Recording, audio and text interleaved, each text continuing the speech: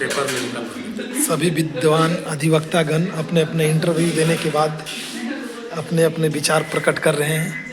आप देख सकते हैं सब पैनल लॉयर के लिए इंटरव्यू दे रहे हैं, वेट कर रहे हैं अपने अपने बारी का।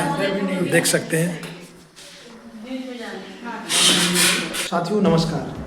आज मैं और हमारे साथी विनोद कुमार ठाकुर जी और हमारे अधिवक्ता मित्र सीनियर सभी लोग पैनल लॉयर के लिए इंटरव्यू देने के लिए आए हुए हैं, जिसमें सब लोगों को समय दिया गया है 4 बजे का। तो 4 बजे सभी का इंटरव्यू होना है, इसलिए हम सभी यहाँ पर बैठकर कुछ चीज़ों पर, कुछ धाराओं पे चर्चा कर रहे हैं। तो टोटल इंटेलेक्चुअल प्रॉपर्टी का अगर कोई करना चाहे बिल तो कर सकता है, बोले नहीं कर सकता है सर।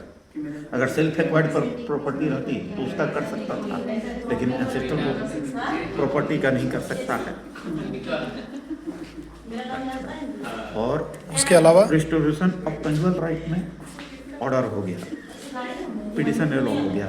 वाइफ नहीं जाना चाह रही है, वाइफ उसके साथ भी उसके नहीं जाना चाह रही है, तो उसके लिए क्या प्रोसेस है? तो 1 साल बाद वेट करेंगे, उसके बाद में डालेंगे डाइवोर्स का केस वही। और उसके बाद जजमेंट और डिक्री क्या है वो भी बता दिए। जजमेंट में ये बताएं कि जजमेंट होता है सर क्रिमिनल केसेज में दोनों पार्टी का ओवरऑल एविडेंस, डॉक्यूमेंट्री एविडेंस, ये सब देखते हुए जो होता है वो जजमेंट होता है सर।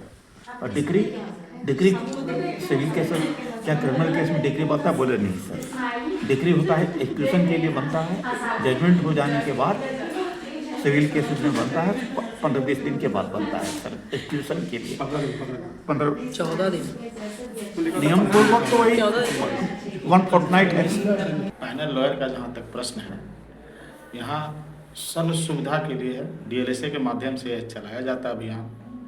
उसके बाद ये आपका अभियान झारखंड जालसा के जरिए है ये, और ये अभियान के तहत उन गरीब लाचार बेबस लोगों को मदद के स्वरूप वैसे अधिवक्ता मुहैया कराया जाएगा जो उनका काम सुचारू रूप से और सुलभता से करा सके। सुलभता। तो आप यहाँ पर आए हैं पैनल लॉयर के लिए, तो आपको क्या लगता है इसमें किस तरह के प्रश्न पूछे जा सकते हैं? मुझे लगता है कि पहले ये समझना होगा कि हम लोग जो इंटरव्यू देने आए हैं वो किस चीज़ के लिए देने आए हैं, ठीक है? बिल्कुल। तो मुझे लगता है कि जो मुदाले यहाँ पे आते हैं कोर्ट में, किसी केस में फंस जाते हैं या उनके पास पैसे का मतलब अभाव होता है और वो वकील रख नहीं सकते हैं, तो मुझे लगता है सरकार कुछ खर्चा देती है वकील को, ठीक है?